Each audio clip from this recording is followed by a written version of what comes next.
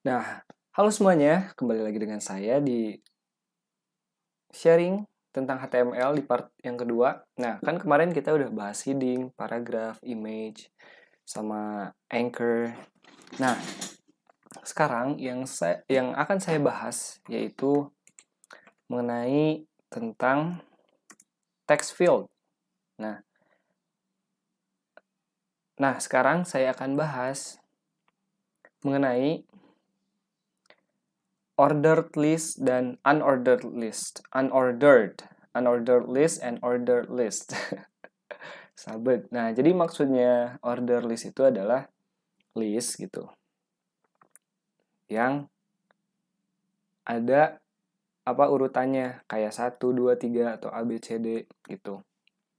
Nah, adapun unordered list yaitu list yang gak pakai urutan kayak yang pakai titik aja, pakai kotak atau macam-macamnya gitu. Nah, oke, nah untuk membuat order list cukup kita misalkan gini, kita buat paragraf. Nah, buat kalian ya. Nah, jadi HTML ini tuh tidak case sensitif. Maksudnya mau P besar, mau P kecil itu sama aja. Tapi umumnya gitu menggunakan lowercase aja atau huruf kecil. Nah, misalkan makanan favorit saya ya kan. Nah, kita bisa buat misalkan unordered list OL gitu. Pakainya OL. Nah, untuk membuat listnya itu kita nggak langsung bikin pakai P lagi atau gimana, atau ditulis langsung gini, enggak, tapi kita pakai LI gitu. LI, nah tutup. Oke, misalkan apa nih, bubur misalkan. Terus yang kedua nasi goreng. Yang ketiga pecel. Nah, coba kita lihat hasilnya bakal seperti apa. Nah, ini order list ya. Tadi saya salah nyebut kah? Order list. Nah, kalau OL tuh order list. Jadi ada 1, 2, 3 gitu. Cukup mudah ya. Nah, yang kedua, misalkan saya mau di sini misalkan apa ya? List yang harus dibeli misalkan gitu ya. Nah, pakainya misalkan UL. UL itu stands for unordered list gitu. Sama seperti yang order list pakainya LI. Nah, LI misalkan apa aja nih? Bawang daun. Terus apa lagi? Misalkan bedak bayi. Lanjut. Misalkan pewangi ruangan. Nah, udah. Waktu kita save dan kita buka. Nah, kan ini yang order list. Ini unordered list. Jadi kalau kalian misalkan ingin membuat ya yang dengan urutan, pakainya order list. Kalau yang nggak ada urutannya, pakainya unordered list atau UL gitu. Nah, mungkin seperti itu OL dan UL atau order list dan unordered list. Nah, selanjutnya kita mau membahas mengenai inputan dari user yaitu text field. Nah, untuk membuat text field kita cukup memasukkan tag yang namanya input. Karena berbeda dengan tag-tag yang lain, beberapa tag HTML itu ada yang tidak harus tag penutupnya. Nah, kita tidak harus menuliskan seperti yang ini gitu, yang pakai slash. Nah, contohnya misalkan kalau input type-nya text, ya kan? Nah, ketika kita buka,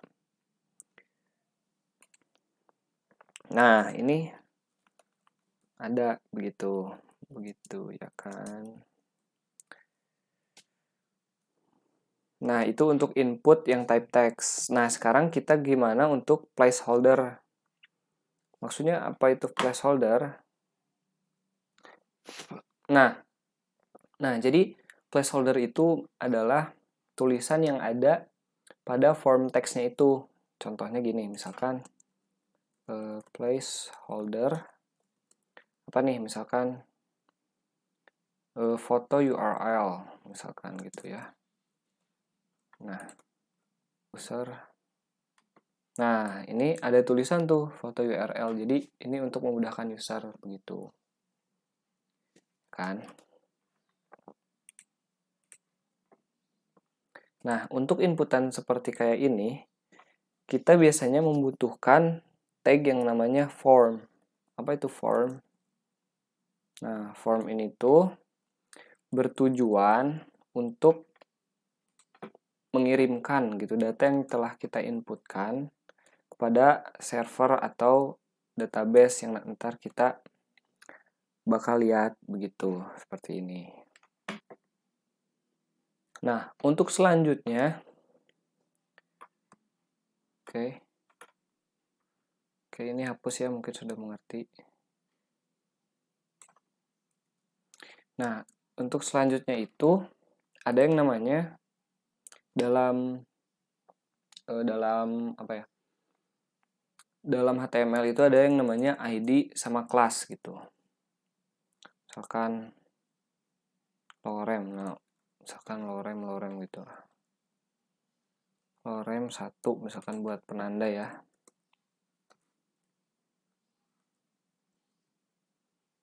Lorem buat pengisi aja sih sebenarnya, lorem ipsum bla bla bla.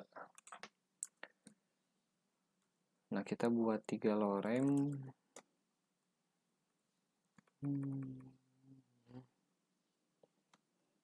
Nah, misalkan di sini saya akan membuat ID yang ini tuh dengan nama footer gitu ya kan. Nah, ID ini tuh untuk apa sih? Nah, ntar ini tuh bisa sebagai penunjuk gitu. Bisa dengan link atau ntar dengan di style dengan CSS gitu. Nah, bagaimana kita mencoba membuktikan untuk penunjuknya? Nah, kita coba dengan link yang A tadi ya. Misalkan di sini kita punya A, hrefnya ntar, misalkan langsung ke footer ya kan. Nah, kita bisa memasukkan hrefnya dengan nama ID yang kita ingin tuju. Misalkan ID-nya footer, maka kita tulis pagar, tulis namanya footer. Nah, begitu. Kita coba ya. Nah, ini kan ada 1, 2, 3 lorem. Nah, sebenarnya ini udah ketiga, tapi karena apa namanya?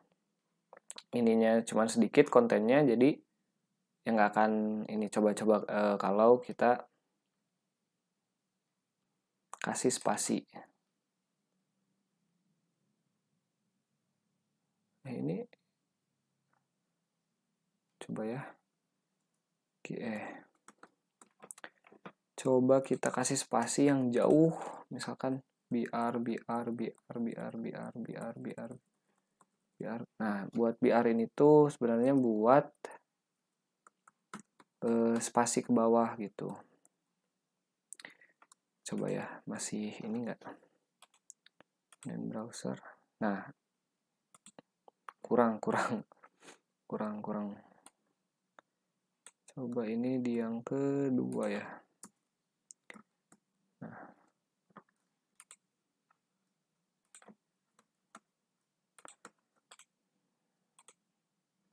Nah, kan ini udah nggak kelihatan nih. Waktu kita langsung ke footer, tuh langsung ke bawah dia. Nah, itu pentingnya ID ya. Selain bisa untuk menunjukkan ntar buat di style oleh CSS yang ntar kita akan bahas, ID juga bisa untuk seperti ini gitu. Nah, untuk hal berikutnya adalah saya ingin mengasih tahu bagaimana mengubah gambar menjadi sebuah link. Nah, caranya, oke kita hapus dulu ini ya. Caranya kita nested, kita memasukkan image ke dalam Anchor. Contohnya seperti ini. Nah, A di dalamnya baru image seperti itu, ya kan? Nah, untuk gambarnya sendiri saya memasukkan yang lokal saja ya. Misalkan saya menemukan gambar save.png, folder saya, dan href-nya kita menuju coba youtube.com, ya kan? Oke. Copy yang di sini. Oke, nah kita save, kita open in browser. Ketika kita klik, maka akan menuju link yang kita tuju gitu. Nah, kita ada gambar dan seperti ini. Dan misalkan kita alt, ini gambar random misalkan, ini gambar random, coba kalau kita salahkan ini salah satu saja. Nah, coba seperti itu. Akan terjadi, bukan, salah. Nah, ininya aja. .com ya kan, .com. Dengan browser. Nah, tetap dia akan, si alt itu akan berubah menjadi link begitu. Internet. Nah, untuk gambar juga kita bisa mengatur lebar dan tingginya. Dengan apa? Dengan menggunakan atribut. Nah, yang di sebelah tag ini saya belum mention ya, lupa. Namanya itu atribut gitu. Ini ada atribut source, out, sama ada yang namanya width. Width, nah misalkan 200 pixel. Width untuk lebar, height-nya untuk tinggi, misalkan 200 kali 200, ya kan.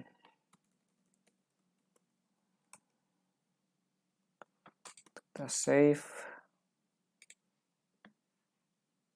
Oke, linknya belum ganti. Nah, main browser. Nah, maka lebar dan tingginya otomatis akan berubah sendiri. Nah, sepertinya sudah mengerti ya mengenai width dan height. Nah, sekarang saya akan membahas lebih jelas mengenai input form, ya kan. Nah, dalam input form ada tag yang namanya button. Gimana sih button? Nah, button ini tuh kayak misalkan type submit, ya kan, seperti yang kita tahu kan, submit untuk mengirimkan filenya gitu. Nah, coba kita buka. Nah, kan ada submit. Ini Mujahid. Nah, submit. Oke, kekirim entah kemana. Karena belum ada di sininya attribute form. Nah, adapun misalkan sesuatu inputan itu suatu keharusan oleh user, maka kita bisa memasukkan di sini required, ya kan. Nah, jadi waktu kita tidak mengisi, maka hal ini akan terjadi. Please fill out this field. Coba kita tidak memakai ini, salah, ya kan. Maka tidak akan ada apa-apa gitu. Dan jika kita menggunakan required, maka browser akan suruh Anda untuk mengisi form tersebut. Begitu.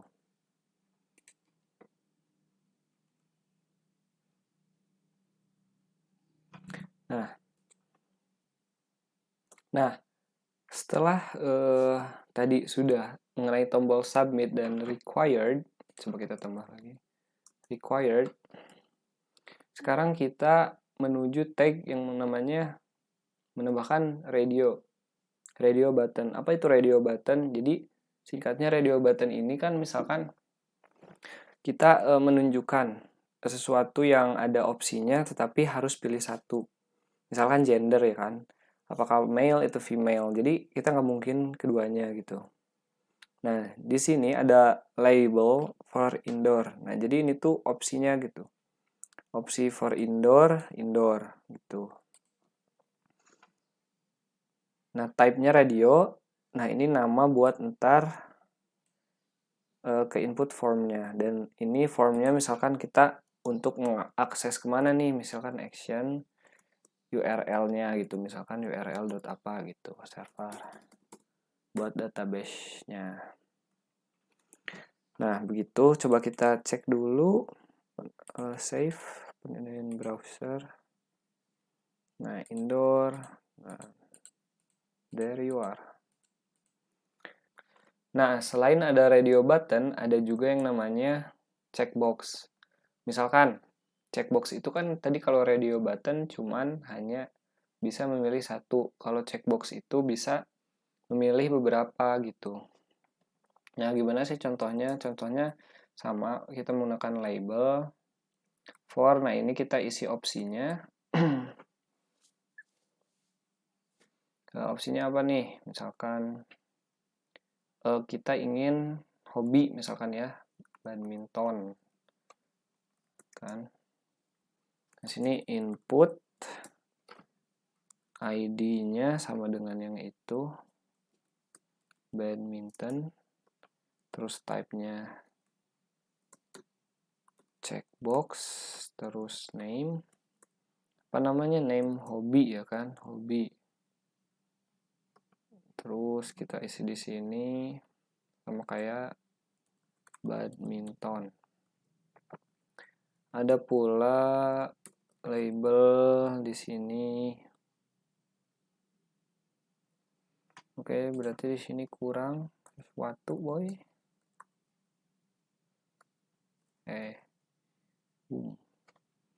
Label for apa nih, volley misalkan atau sepak bola. Terus di sini kasih input, type-nya checkbox, ID-nya sepak bola,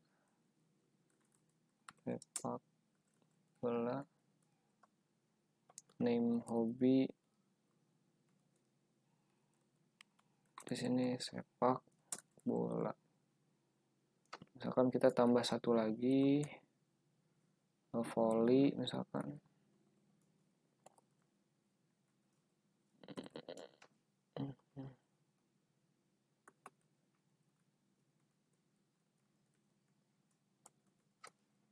Volley, name-nya hobi, volley. Nah, cukup, kita bisa lihat. Dan boom. Ini buat checkbox. Nah, ini bisa tiga-tiganya kita checklist gitu. Ya kan? Nah, kalau radio box cuman satu aja gitu.